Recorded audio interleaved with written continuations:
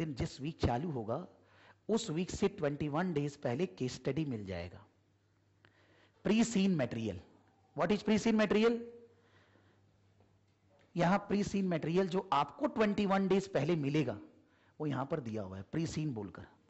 उसको क्लिक करेंगे, पूरा प्री सीन मटेरियल खुल के यहां आ जाएगा। ठीक है, ये प्री सीन में क्या किया है,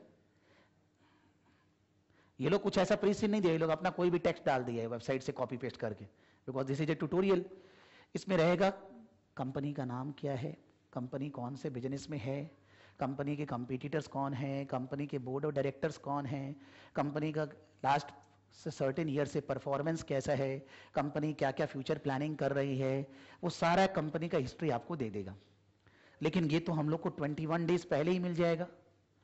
अगर एग्जाम में पास होना है, अब पहले तो कम था, अब अगर इसको एग्जाम में खोलना पड़े तो थू है, फिर और हो गया, फिर एग्जाम नहीं होगा। पहले तो क्या होता था कि अपने पास जैसे स्ट्रेटेजिक लेवल में केस स्टडी आ रहा है तो अपने पास पेजेस में है ना, अपने पीछे देख पा रहे हैं, चलो कोई लाइन भूल गए। यहां पर ये संभव नहीं है कि आप इसको भी पढ़ेंगे ऊपर से अदर रेफरेंस मटेरियल भी पढ़ेंगे। You should be remembering each every sentence and line, that meaning of that case study. It is given there but not that when you answer you will open this. जैसे वो लोग अभी भी strategic level में होता था तो case study exam में फिर से देते थे, वो लोग दे रहे हैं, लेकिन अब ये इम्पॉसिबल है कि हम एग्जाम में इसको खोल के एग्जाम देंगे, फिर हम क्या पढ़ के आए, फिर हम पैसा वहां बर्बाद करने गए 15,000 रुपया अपना जो वो लोग एग्जाम फीस लेगा। You have to be pin point in every paragraph, इसका रेलेवेंस क्या है, क्या नहीं है, क्या इससे पूछ सकता है, इसमें क्या क्या था, कौन डायरेक्टर था, और जोर का स्टडी चाहिए। बिकॉज अब वहां जाकर इसको नहीं खोल सकते, डिसअलाउड नहीं है, लेकिन इसको खोलेंगे तब तो आप लिख लिए, तब तो स्वाहा होने वाले हैं। इसलिए आप इसको खोलने का सोचिएगा ही मत, एग्जाम में नहीं सोचना है। ये प्रीसीन तो आपको घर में मिल गया 21 डेज। ये रेफरेंस मटेरियल जो है, रेफरेंस मटेरियल लिखा रहेगा। रेफरेंस मटेरियल मतलब वो चीज जो कि पहले से आपको 21 डेज पहले नहीं बताया गया था, वो एग्जाम के दिन आपको रेफरेंस मटेरियल देगा वहां 1 पेज 1.5 पेज, और फिर बोलेगा इसको पढ़ के क्वेश्चन का आंसर दीजिए। क्वेश्चन का आंसर मतलब एकदम सोचना, मान लो हम नया कंपनी में ज्वाइन किया, नया कंपनी में ज्वाइन करते ही मेरा डायरेक्टर लोग के साथ मीटिंग हुआ, डायरेक्टर या कोई भी जो हेड होगा डिपार्टमेंट का बोलेगा सीधा डायरेक्टर से मिलने लग गया। ठीक है, हम किससे मीटिंग किया, बात हुआ, बोला भाई प्रकाश जी तुमको ये करना है, तुम 2 दिन ये करो। 2 दिन ये किए, बोला हमको रिपोर्ट करना 2 दिन बाद, तो 2 दिन बाद हम उसको रिपोर्ट कर दिया। हम काम करने के बाद अब मेरा रिपोर्ट के बेसिस पे फिर मेरे से कुछ करने दे दिया, तो ऐसे करके पूरा घुमाते जाएगा। बोलेगा पहले ये प्रॉब्लम आई, आप इसका आंसर दीजिए, दे दिया आपने, बोला आपकी रिपोर्ट के बेसिस पे आपका नया रिक्वायरमेंट अराइज है, वो चालू हो जाइए आप। फिर बोला, फिर उसको देखा, फिर नया रिपोर्ट आ गया।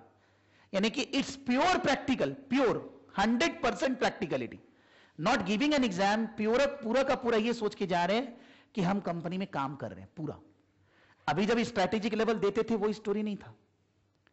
स्ट्रैटेजिक लेवल में प्रीसीन दिया, राइटअप जो 50 नंबर के बाद वाला दिया वो तो एकदम ही अलग, और जो 50 नंबर के अंदर भी उसमें इतना नहीं दे पाया। एक बात सोचना, हम लोग कोई चीज गलत लिखते हैं, ठीक कर लेते हैं कोई भी जगह, लेकिन डायरेक्टर मेरे को कोई रिपोर्ट बनाने बोला, हम डायरेक्टर लोग को रिपोर्ट बना के दे दिया, फिर हम फोन करके बोलेगा सर गलती हो गया था। होता है क्या ऐसा? नहीं होता है ना, कोई कंपनी में नहीं होता है। इसीलिए यहां पर जो केस स्टडी रहेगा उसमें ऑपरेशनल लेवल में 4 या 5 सेक्शन होगा, 4 to 5, मैनेजमेंट लेवल में 4 सेक्शंस, और स्ट्रैटेजिक लेवल में 3 सेक्शंस। सेक्शंस का मतलब हुआ 1 सेक्शन का आपने आंसर दिया, सबमिट किया, दूसरा सेक्शन जब चालू करेंगे पहला वाला नहीं खुल पाएगा, बिकॉज कल जो हो गया आज उसको वापस ला सकते हैं क्या, उस तरह से प्रैक्टिकलिटी ला रहे हैं। मतलब this is what they want to say. Practical में भी तो वही करना है आपको, कि आप 1 महीना पहले जो किए थे आप बोलेंगे नहीं गलती हो गया था अभी वापस से करते हैं, ऐसा तो नहीं होता है ना। बोलता है जो हो गया सो हो गया। तो हो सकता है कि आप सेक्शन 1 का एग्जाम दिए, आंसर लिखे, सेक्शन 2 में पढ़ के लगेगा सेक्शन 1 वाला तो गलती हो गया और कुछ नहीं होगा उसका। You cannot go back in the previous section. In the case study each section अपने आप खत्म होते जाएगा अपने आप।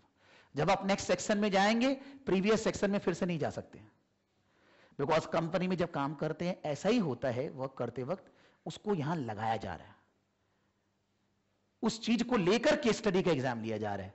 तो एक सेक्शन का अपना रेफरेंस मटेरियल होगा, उसके बेसिस पे आपको रिपोर्ट लिखने बोला, आपने उसको सबमिट किया, वहां पर 3 बार फिर से पूछेगा, you still want to submit, you still want to submit, you still want to submit, हाँ हाँ हाँ, तो जा भैया आगे। अब पीछे वाला सेक्शन तुम नहीं खोल सकते हो। मान लो मेरा पहले ही खत्म हो गया, हर एक सेक्शन का टाइम रहेगा, वो विंडो वहां खुलेगा हर एक सेक्शन के लिए। मान लो एक सेक्शन का टाइम 30 मिनट है, ठीक है, 30 मिनट अगर है, मैंने 20 मिनट में कंप्लीट कर दिया, तो भी 10 मिनट मेरा कैरी फॉरवर्ड नेक्स्ट सेक्शन में नहीं होगा, वो 30 मिनट उसी सेक्शन का टाइम है। आप 30 के बदले 10 मिनट लगाते हैं तो भी 20 मिनट आपका गया फ्री में। तो क्या हम लोग को पहले छोड़ना चाहिए क्या? वहां सोचना है एक बार। इतना तो भगवान जी बुद्धि दी है कि जब हमको 30 मिनट कैरी फॉरवर्ड मिल रही नहीं है, हम क्यों छोड़ें? ऐसा क्यों? वो लोग ये बोलना चाह रहे हैं कि जब इस चीज का 30 मिनट था, इसका मतलब आप 30 का 28 लगा सकते, 10 लगा रहे हैं मतलब आप बुर्बक है नंबर 1, आप लिखे ही नहीं है कुछ, नंबर मोतीचूर का लड्डू आने वाला है। वो लोग ये बोलना चाह रहे हैं कि since requirement is 30 minutes, how can you do this in 10 minutes? How, what mind you have? चरण धो के पिए आपका वैसा। तो वो लोग बोलना चाह रहे हैं कि जो टाइम है वो उस तरह से दिया हुआ है, उसका रिक्वायरमेंट वो है, तो आप उससे पहले उसको 2-4 मिनट पहले कर सकते हैं। आप बहुत ड्रास्टिकली पहले कर रहे हैं मतलब आप बहुत जोर का रॉन्ग कर रहे हैं, ये बोलना चाह रहे हैं। तो हम लोग कभी भी पूरा टाइम खत्म होने के पहले सबमिट ही नहीं करेंगे। एक सेक्शन में जितना टाइम है वो अपने आप बंद हो जाएगा, तब तक हम रुक रहे हैं वहां, क्यों हम बंद करें? अगला बोलेगा नेक्स्ट सेक्शन में जाओ, हम चले जाएंगे, हो गया खत्म। हम बीच में नहीं बंद करेंगे, बिकॉज हमको कैरी फॉरवर्ड नहीं मिल रहा है। हर एक सेक्शन का पूरा टाइम हम उसमें देंगे, ठीक है। फिर नेक्स्ट, जो प्री सीन मटेरियल वो लोग 21 दिन पहले देगा, हो सकता है कि हमको प्री सीन मटेरियल का कोई एक पैराग्राफ देखना हो सकता है, तो यहां एक सर्च पैड खुलेगा, सर्च पैड। वो सर्च पैड में हर एक पैराग्राफ से इंपॉर्टेंट वर्ड डाला हुआ, आप वो वर्ड को क्लिक करेंगे ना, सीधा उस पैराग्राफ में चला जाएगा। यानी कि in place of looking at the pre seen entirely, you can use search pad to analyze उस पैराग्राफ में क्या था, उतना करने के लिए। लेकिन पूरा प्री सीन वहां पढ़ने थोड़ी ना बैठ जाएंगे। हर पेज में जो जो इंपॉर्टेंट वर्ड्स है वो पूरा यहां भरती रहेगा, पेज 2, 3, 10, यहां कुछ नहीं होगा, हम यहां करेगा कुछ नहीं होगा, बिकॉज यहां कोई केस स्टडी था ही नहीं ना। लेकिन एग्जाम में पूरा हर एक पैराग्राफ से इंपॉर्टेंट वर्ड लेकर सर्च इंजन वो लोग क्रिएट कर देगा। ये ऑप्शन हर पेज में रहेगा, जहां से रेफरेंस मटेरियल चालू होगा वहां से सब जगह चालू रहेगा ये।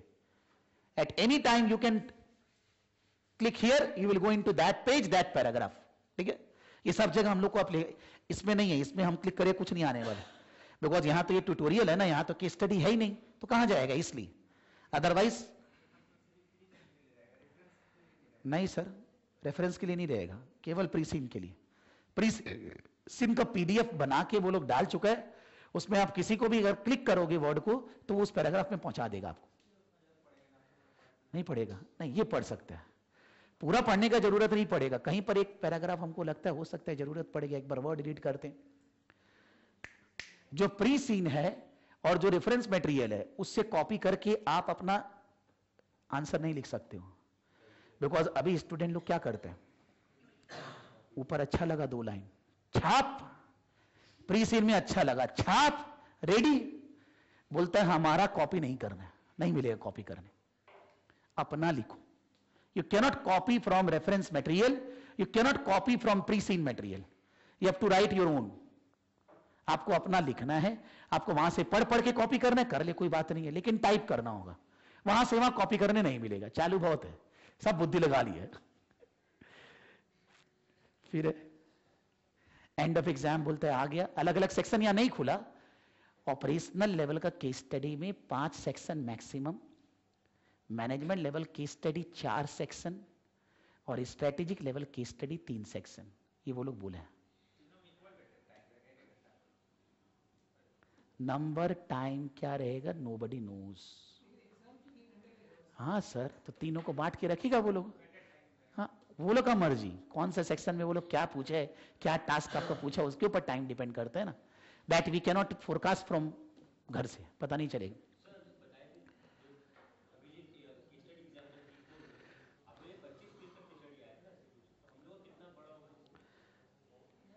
देखो जो प्री सीन मटेरियल है वो pre seen material operational level सबसे छोटा 4 से 5 पेज जो कि 21 दिन पहले मिल जाएगा। मैनेजमेंट लेवल 2-3 पेज ज्यादा, स्ट्रेटेजिक लेवल और ज्यादा। रेफरेंस मटेरियल भी ऑपरेशनल लेवल छोटा छोटा है, एक ही विंडो में खत्म हो जाएगा। मैनेजमेंट लेवल और बड़ा, स्ट्रेटेजिक लेवल भर भर के, बिकॉज उन लोग को तो 3 ही सेक्शन है ना, ऑपरेशनल लेवल को 5 सेक्शन है। तो अगर रेफरेंस मटेरियल उतना पढ़ना पड़ेगा तो तुम लिखोगे कब? तो depending upon levels difficulties are there, हर लेवल के लिए अपने हिसाब से डिफिकल्टीज है, ठीक है। फिर है हाँ,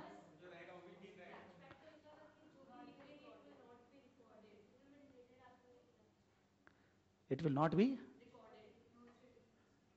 नहीं रिकॉर्डेड माने कहां?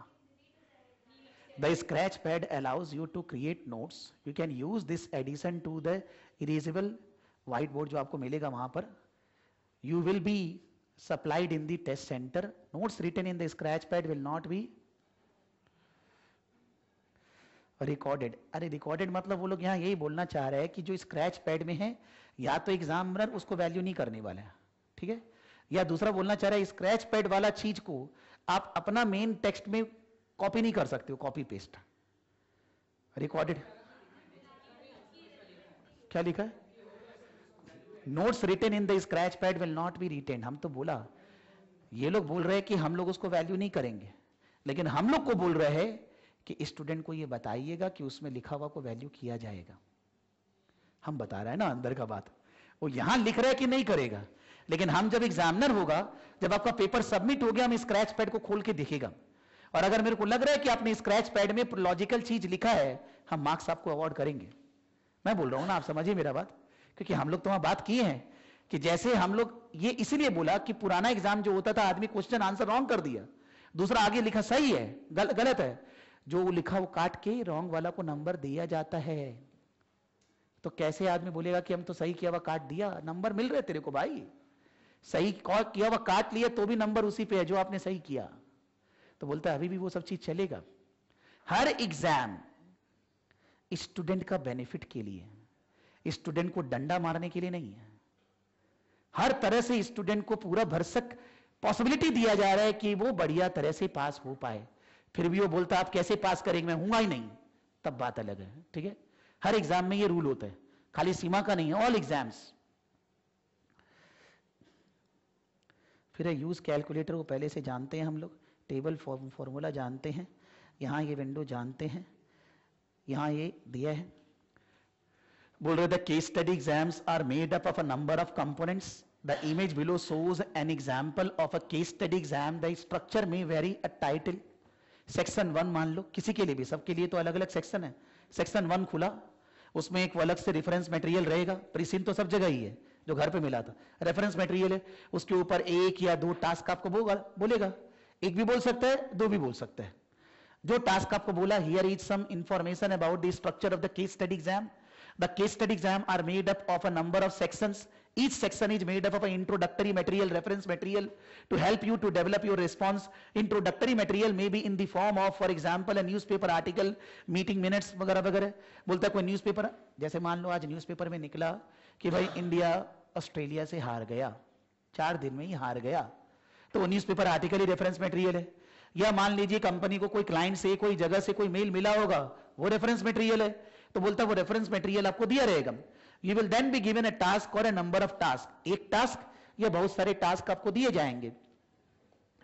Each section may have one or more tasks in it. The task may be take the form of, for example, writing a report, writing an email, creating a briefing note. जहां तक writing a report, writing a mail, mail में किसको mail करना है ऊपर में already लिखा रहेगा, आपको कोई मेहनत नहीं करना है। किसको मेल करना है, उसका ईमेल एड्रेस क्या है, लिखते हैं ना हम लोग जैसे प्रैक्टिकल ईमेल करते हैं, वो सब छापा हुआ रहेगा। All these are printed, you don't have to write anything, you just write mail का बॉडी। मेल का बॉडी आपको बनाना है, किसको एड्रेस करके मेल करना है वो आपको नहीं लिखना पड़ेगा, ठीक है। रिपोर्ट लिखना है, बुलेट फॉर्म करना है, वो आप करेंगे जैसा करना है। As you leave each section you will be given a warning message. जब आप एक सेक्शन से आगे जाते रहेंगे, बार बार बोलते जाएगा मत जा मत जा। The warning message will show that you are leaving the section and give you the opportunity to change your mind. Once you have left the section, you will not be allowed to return to it. Multiple choice में तो सारा multiple choice में कभी भी कहीं भी जा सकते हैं, लेकिन केस स्टडी एग्जाम में एक सेक्शन के बाद वापस उस सेक्शन में नहीं जा सकते. You can not go back. This is only because of practicality. कि आपने अगर रिपोर्ट बना के दे दी बोर्ड ऑफ डायरेक्टर को, आप उनको फोन करके नहीं बोलेंगे गलती हो गया था फिर देते हैं, ऐसा नहीं होता. That they want to bring into practicality. Otherwise पीछे जाने में क्या प्रॉब्लम था, ये मतलब उनका. Once you have left the section, at the end of the exam, you will be not be able to review your response. At the end of the exam, you will not be able to review your response. Multiple में था because वहां change कर सकते थे ना, यहां तो पीछे जा ही नहीं सकते. बोलता रिव्यू करके क्या होगा, जो लास्ट वाला जहां खड़े आप वहीं बस खत्म, कोई रिव्यू नहीं है. बोल रहे ensure that you are happy with your response to each task before moving on to the next. आप इंश्योर करिए कि आप जो टास्क का आंसर दिए हैं उससे आप फुल्ली सेटिस्फाइड है, तभी आप आगे जाइए. हम तो बोलेगा, हम लोग जो एक्चुअली क्लास में डेली पढ़ेंगे हम ही बोलेगा, अपने आप विंडो बंद होएगा, हम तो करेगा ही नहीं आगे. जब घड़ी खत्म होगा अपने आप बंद हो जाएगा, हम नेक्स्ट टास्क में चले जाएंगे. हमको कौन सा टाइम फॉरवर्ड हो रहा है, कैरी फॉरवर्ड, बिकॉज हम पूछा, हमको भी अच्छा नहीं लगा. मान लो कोई जगह 30 मिनट है, हम 25 मिनट में कर लिया, मेरे को 5 मिनट दूसरा में लगाना नहीं मिलेगा. ये थोड़ा सा मेरे को खराब लग रहा है, जो कि हम रिकमेंड किया है कि अगर कोई जन कोई टास्क जल्दी कर लिया, उसको लगता है कॉन्फिडेंस के साथ ये हो गया, तो उसको वो टाइम कैरी फॉरवर्ड करने दीजिए ना, अभी नहीं है. ठीक है, ये हम तो रिकमेंड किया है भाई, दिस शुड बी डन. कि हम महान है, हमको आता है जल्दी करना, क्या प्रॉब्लम है. सर ज्यादा लगेगा कैसे, टाइम तो विंडो उतना देर के लिए खुलेगा ना, कैसे ज्यादा. हाँ यही तो, कैरी फॉरवर्ड होता तो ठीक होता, वो नहीं है, अभी तो नहीं है. हम तो बोल के आया वहां कि ये होना चाहिए.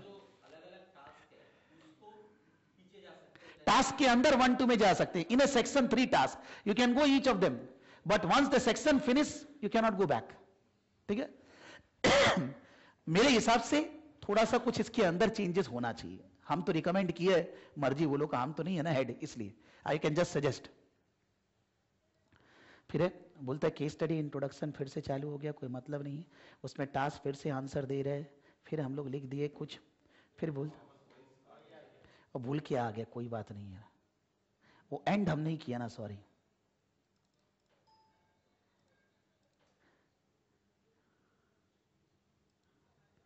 एंड हो गया, एंड एग्जाम कर दिए.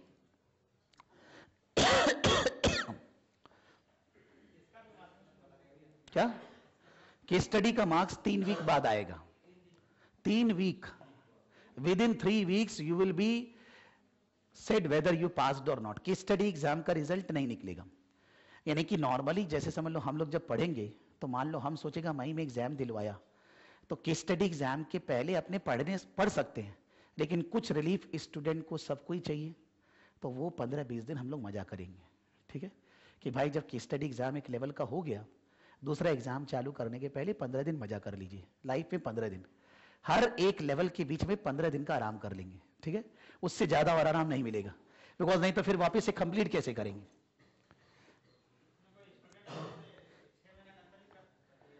नहीं सर, कितना दिन में कर सकता हम बताएगा अभी, क्योंकि इंसान है, हैवान तो नहीं है ना.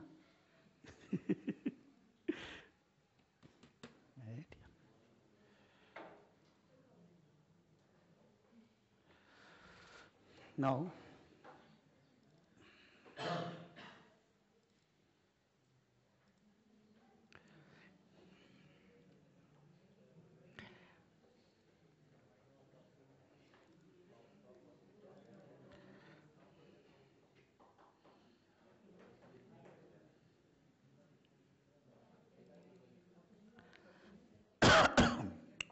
जब आप इनका वेबसाइट पे जाएंगे, तो वेबसाइट पे ये जैसे हम लोग जब एग्जाम देंगे, तो एग्जाम देने के पहले घर पे एकदम वैसे ही एग्जाम देने अगर मिल जाए, कितना नंबर आ रहा है नहीं आ रहा है पेपर के बेसिस पे, तो वो अच्छा लगेगा, फीलिंग आएगा.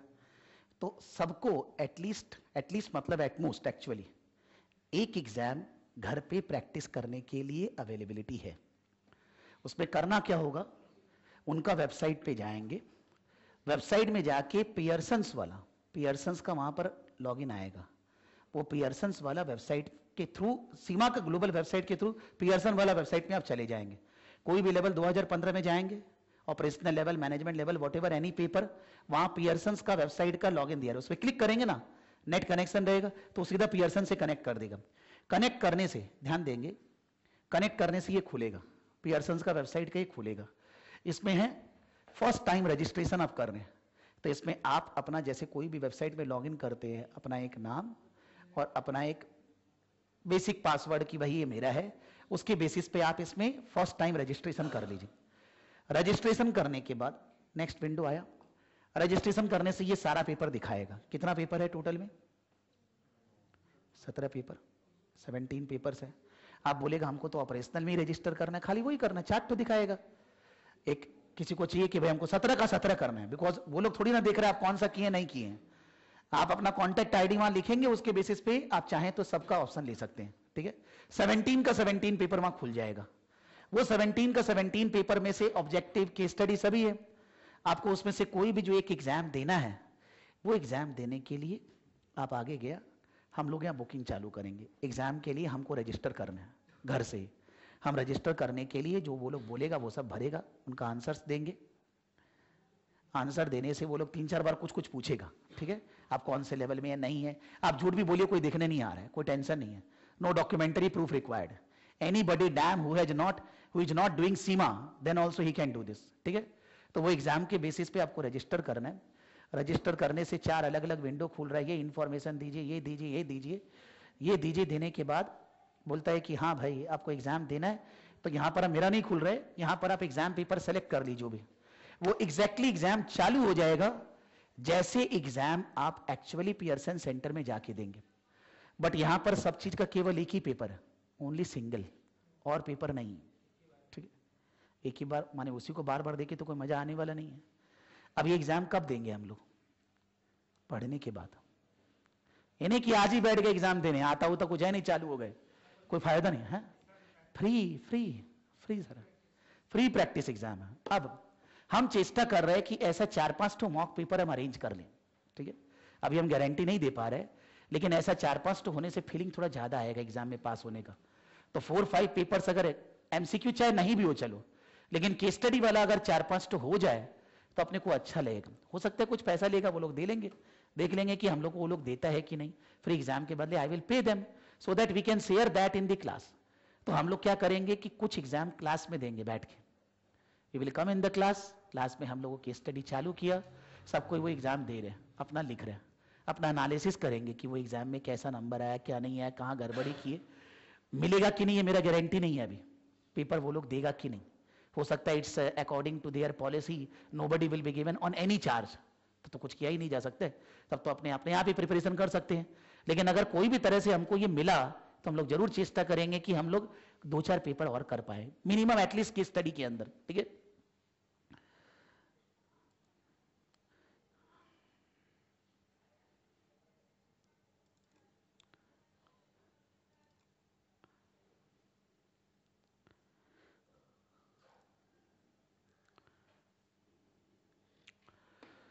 अभी जो सीमा इंस्टीट्यूट बोल रहे हैं 2015 सिलेबस के लिए, वो लोग बोल रहे हैं कि हर एक कैंडिडेट में they want to develop 4 pillars: technical skill, business skill, all these are there in the website.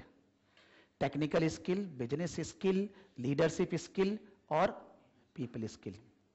बोलता है जब भी आप कोई भी ऑर्गेनाइजेशन में काम करेंगे, आप अगर ये चारों चीज के बारे में प्रॉपरली डेवलप नहीं हुए तो आप ऑर्गेनाइजेशन को हेल्प नहीं कर सकते। आपको उसके लिए ये चारों चीज आना चाहिए। टेक्निकल स्किल मतलब कोई भी हम लोग रिकमेंडेशन देते हैं, ऐसा करना चाहिए, नहीं करना चाहिए, तो उसके कारण कोई टेक्निकल नॉलेज तो होता है ना। वो टेक्निकल नॉलेज एक प्रकार से बुकिश नॉलेज होता है कि कंसोलिडेशन है या कोई भी चीज है, एक्टिविटी बेस्ड कॉस्टिंग है, एब्जॉर्ब, कोई चीज का तो टेक्निकलिटी है ना, वो टेक्निकल स्किल। वो टेक्निकल स्किल ऑपरेशनल लेवल में सबसे ज्यादा है, मैनेजमेंट लेवल में थोड़ा कम, स्ट्रैटेजिक लेवल में और कम। कारण यह बोलता है टेक्निकल स्किल तो आप ऑलरेडी ऑपरेशनल और मैनेजमेंट लेवल पे डेवलप कर चुके, तो स्ट्रैटेजिक लेवल पे टेक्निकल स्किल का इतना ज्ञान आपको और चाहिए ही नहीं है, ऑलरेडी आप में भरा पड़ा है। जब हम लोग स्ट्रैटेजिक लेवल पढ़ते हैं तो कभी कभी बहुत बार ऐसा लगता होगा कि ये चीज हमको आता है, पढ़ा हुआ है, तो दैट दे वांट टू से कि that thing you already know, यानी कि the focus of the strategic level on not this pillar, but the focus of the operational level is on this pillar only. Technical आपको develop करना है, तब तो आप उसके बेसिस पे सही डिसीजन ले पाएंगे। तो वो टेक्निकल स्किल ऑपरेशनल लेवल में सबसे ज्यादा है। ऐसे वो लोग वेटेज दिया हुआ है कि अगर 100 नंबर का पेपर अगर है, वो लोग सिलेबस बनाए हैं 3 पेपर मिला के, तो टेक्निकल स्किल कितना परसेंट है, दिस कितना परसेंट है, ऐसे अलग अलग बोला है। बिजनेस स्किल मतलब इंटरनल एक्सटर्नल एनालिसिस, कि अगर बिजनेस में कोई प्रॉब्लम्स हो रहा है, कोई नया बिजनेस में जाना है, तो बिजनेस को कैसे डेवलप करना चाहिए, that business skill that is more and more in management and strategic level. Leadership भर भर के स्ट्रेटेजिक लेवल में leadership skill, because when you are at a strategic level, you are going to manage a team, you will be the head of the team, you are leading the team, so the leader should have leadership qualities. So those leadership are management और strategic level में strategy बहुत ज्यादा है। और लोगों का management, people management, लोग जो भी आपके साथ है, आपके टीम में आपका बॉस हो या आपके अंदर काम करने वाले हो, अगर कोई भी हम लोग डिसीजन लेते हैं, सभी स्टाफ को तो समझाना पड़ता है ना, कम्युनिकेट करना पड़ता है कि अब आप लोग को ऐसे काम करना है, ये चेंजेस हुआ है, so how to manage the people. बोल रहे ये चारों चीज बिल्ड होता है एथिक्स, इंटेग्रिटी एंड प्रोफेशनलिज्म से। इंटेग्रिटी मतलब होता है, जैसे हम लोग बोलते हैं कॉम्पिटेंस एंड इंटेग्रिटी। कॉम्पिटेंस का मतलब है क्या जो काम आपको दिया जा रहा है आपको वो आता है, whether you are competent to do that. और इंटेग्रिटी का मतलब होता है कि क्या आप वो काम पूरा जी जान लगन से करेंगे।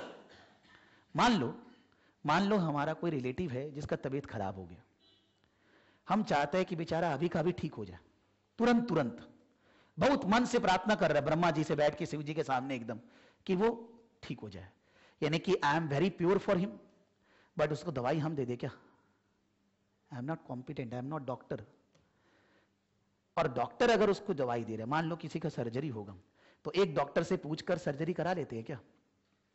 50 जगह आदमी पूछता है, क्योंकि डॉक्टर तो कॉम्पिटेंट है, लेकिन इंटेग्रिटी पे क्वेश्चन मार्क आता है ना। बहुत सारे डॉक्टर क्या बोले, काटो इसको, वो तो यही बोलेगा, because he is not integrity नहीं है ना उसमें। इसलिए बोलते हैं कि अगर आपको एक प्रोफेशनलिज्म लाना है तो आप में वो इंटेग्रिटी का जरूरत है, और कॉम्पिटेंट आप बनेंगे प्रोफेशनलिज्म और एथिक्स को फॉलो करके। तो वो बिजनेस डेवलपमेंट माने कोई भी ऑर्गेनाइजेशन में अपना खुद का बिजनेस डेवलप करना है, ये सब चीजें जरूरी है। ये सब इन चारों में वो लोग कवर किया है। ये पहले नहीं था, ये 2015 का नया सिलेबस में they want to develop all these 4 things. Why they have incorporated these in the course? Because when they have done research with different corporates, the corporate has asked to do these, to develop these types of course, जिससे कि वो corporate लोग accept कर पाए, student को job opportunity मिले, इसलिए उन्होंने ये सब डेवलप किया है जो कि पहले नहीं था। ठीक है,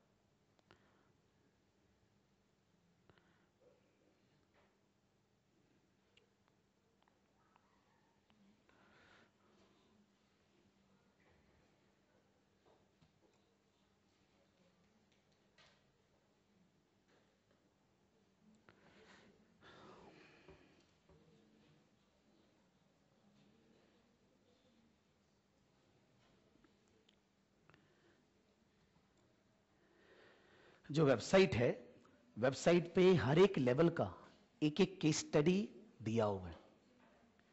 पियर्सन्स वाला से एक एक केस स्टडी मिल जाएगा फ्री में, यानी कि 2-2 तो ऑलरेडी प्रिपेयर करने के लिए है। अगर 2-3 और मिल जाए तो 4-5 अपने अच्छा से प्रिपेयर करके जाएंगे तो possibility of passing will be higher. तो मैंने वेबसाइट से एक एक जो केस स्टडी सबके लिए ऑलरेडी अवेलेबल है वो यहां पर कॉपी किया, जस्ट फील दिलाने के लिए। हंसते प्रैक्टिस एग्जाम,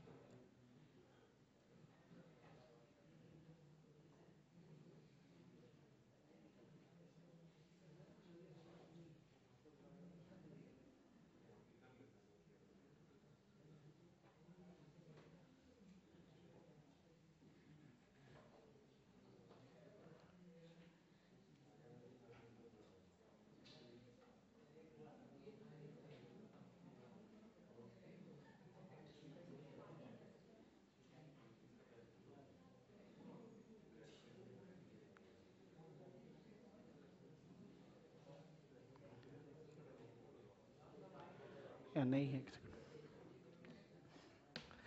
वो जब हम लोग नेक्स्ट दिन क्लास करेंगे ना, तो जिसके साथ जो केस स्टडी है उसके साथ ही वो बात करेंगे।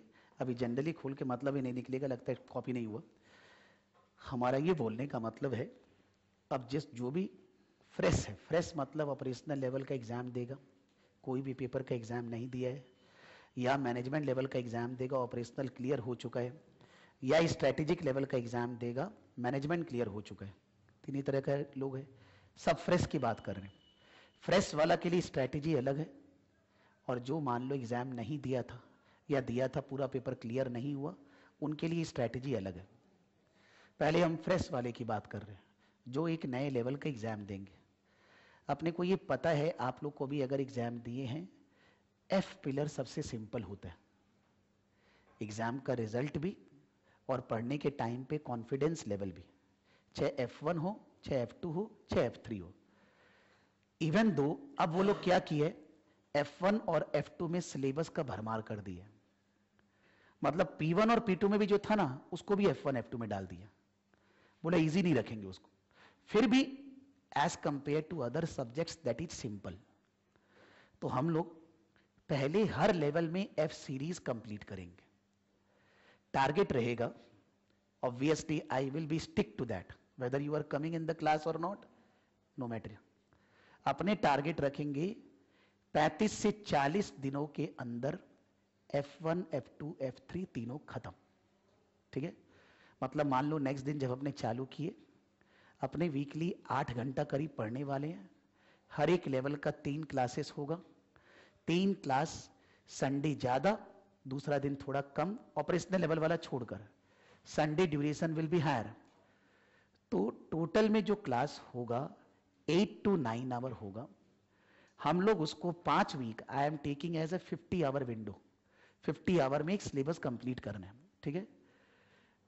50 आवर में सिलेबस कंप्लीट करके हम बोलेगा, सबको बता ही देगा जब लास्ट में कंप्लीट होने लगेगा, कि आप अपना एग्जाम को बुक कर लीजिए इस तारीख को, इस डेट के बीच में। वो एग्जाम हम लोग दिए, उस वीक के बाद we will start E1 E2 E3। E1 E2 E3 पहले, P से पहले।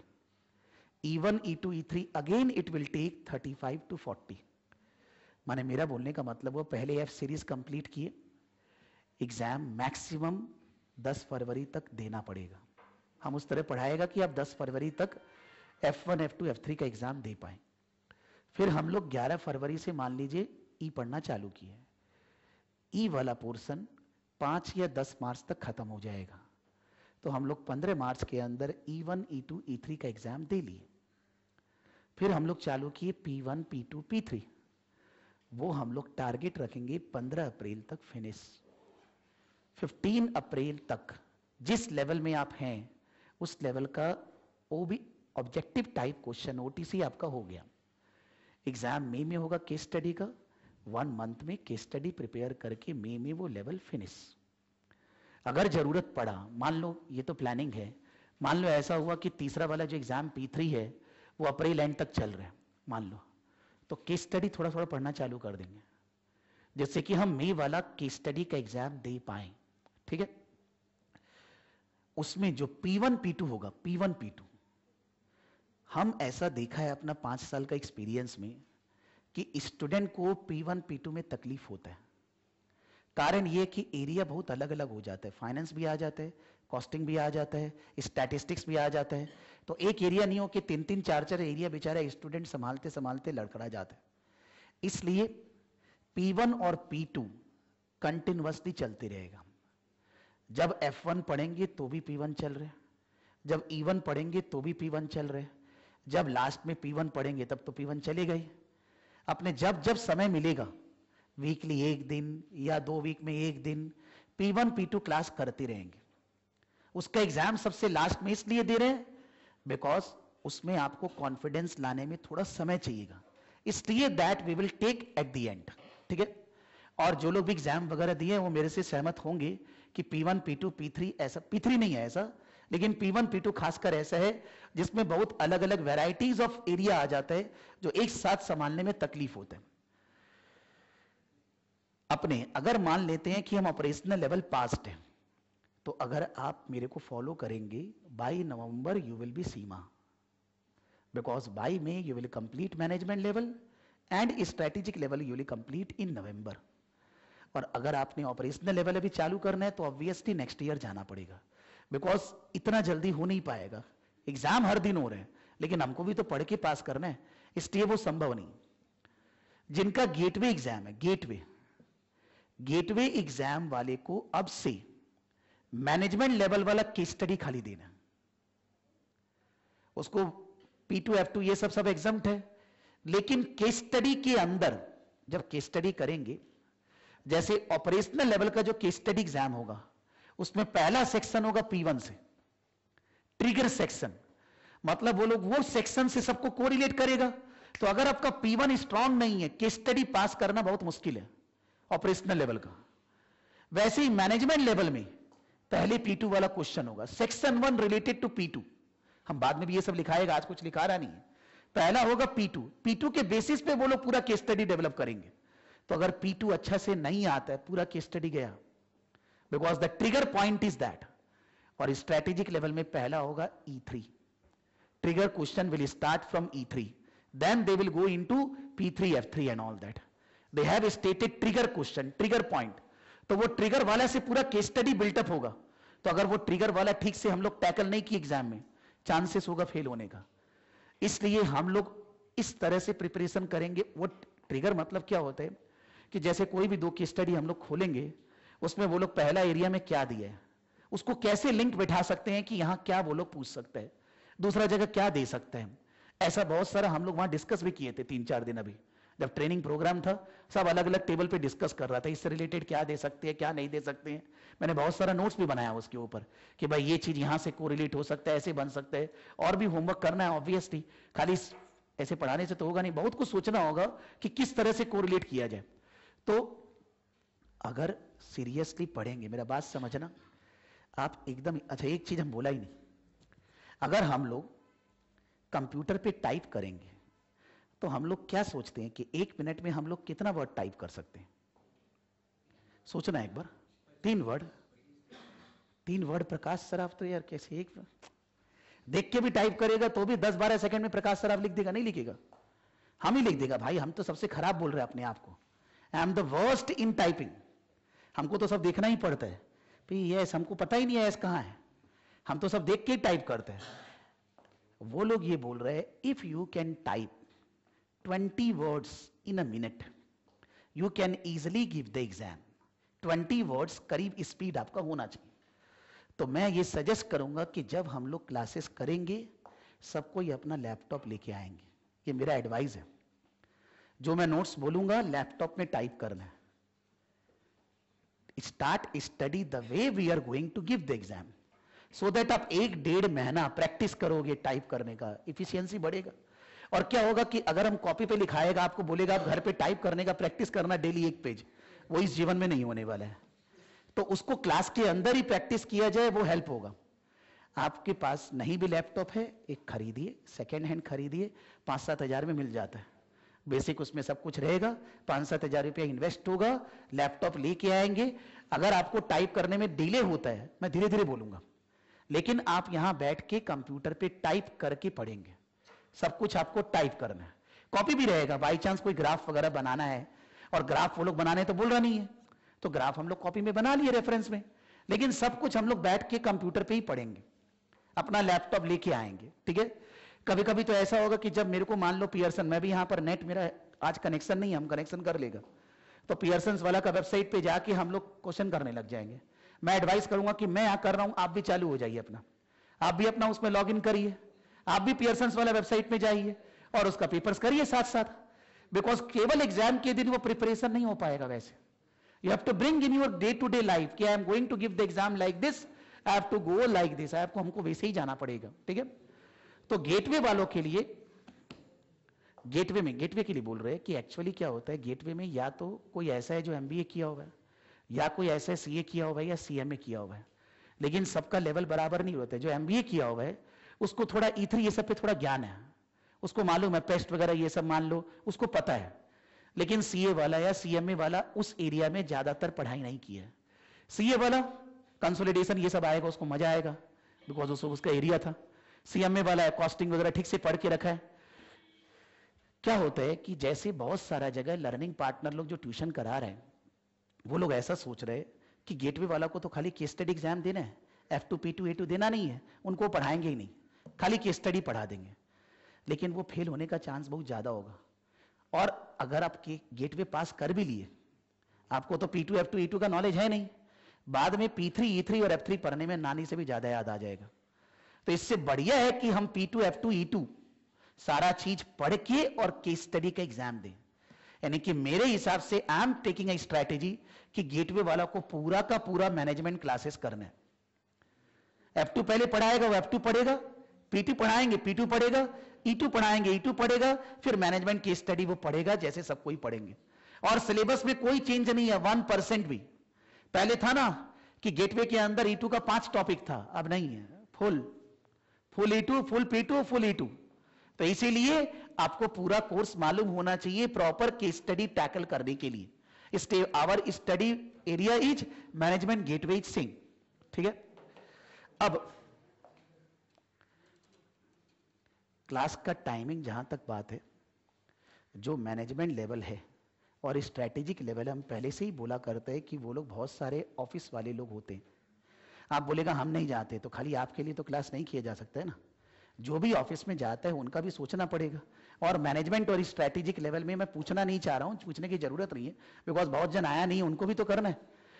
तो उनका क्लास संडे को 4-4 घंटा तो होगा ही, ठीक है। 4 आवर्स मैनेजमेंट और स्ट्रैटेजिक लेवल संडे होगा ही, 4 8 आवर।